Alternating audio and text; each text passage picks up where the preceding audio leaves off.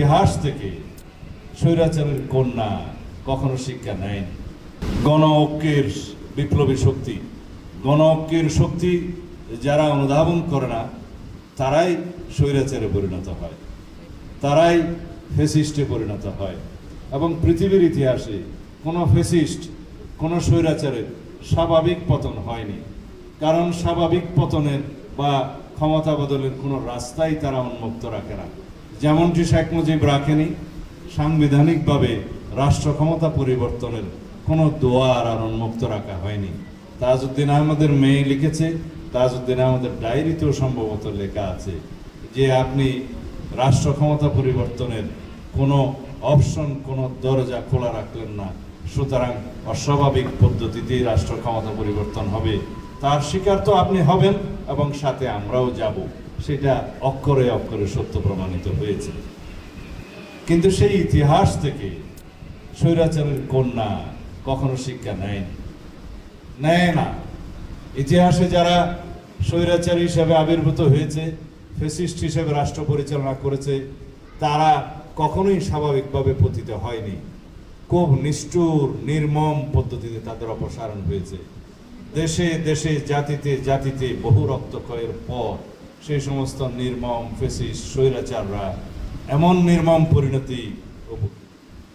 নির্মম পরিণতির মাধ্যমে তাদের শেষ পরিণতি হয়েছে, যে পরিণতি পৃথিবীর ইতিহাসে বিভিন্ন রকমের কলঙ্কিত বা দৃষ্টান্তমূলক ইতিহাস সৃষ্টি করে গিয়েছে।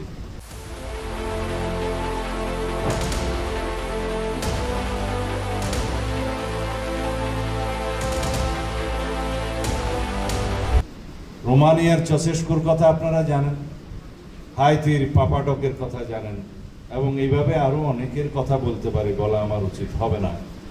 দক্ষিণ এশিয়ায়, দক্ষিণ পূর্ব এশিয়ায় এবং মধ্যপ্রাচ্যের অনেক শাসকের সেই পরিণতি আমরা দেখেছি।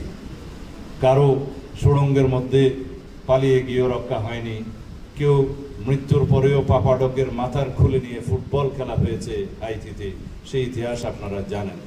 এতৎসত্ত্বেও স্বৈরাচারের উত্থান হয় যুগে যুগে।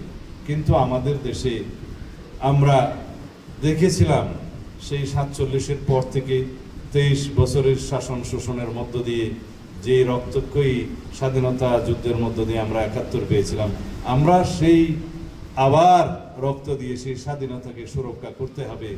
সেই অরক্ষিত স্বাধীনতাকে আমাদের রক্ষা করতে গিয়ে বহু জীবন দান করতে হবে, সেটা আমরা কখনো কল্পনা করিনি। আমার ছোট ভাই যে ইতিহাস লিখেছে, সেই ইতিহাস পড়তে গিয়ে আমার মনে হয়েছে কেউ ইতিহাস নির্মাণ করে, কেউ ইতিহাস লেখে, কেউ ইতিহাস চর্চা করে, কেউ ইতিহাসের উপরে রিসার্চ করে, সেই ইতিহাসকে বিশ্লেষণ করে, সেই ইতিহাস নিয়ে গবেষণা করে পরবর্তী প্রজন্মের জন্য আবার পুস্তিকা প্রণয়ন করে ইতিহাসের শিক্ষা নিয়ে নির্মোহ ইতিহাস লেখার এখনই সময়। এই 24-এর গণ অভ্যুত্থান, ছাত্র গণ অভ্যুত্থান নিয়ে ইতিহাস লেখার এখনই সময়। জানি না কত নাটক হবে, কত কাব্য হবে, কত উপন্যাস হবে, কত স্মৃতিচারণ হবে, কত পদ্য রচনা হবে, কিন্তু 24-এর এই গণ অভ্যুত্থানের উপেক্ষা নিয়ে লেখা কখনো শেষ হবে না।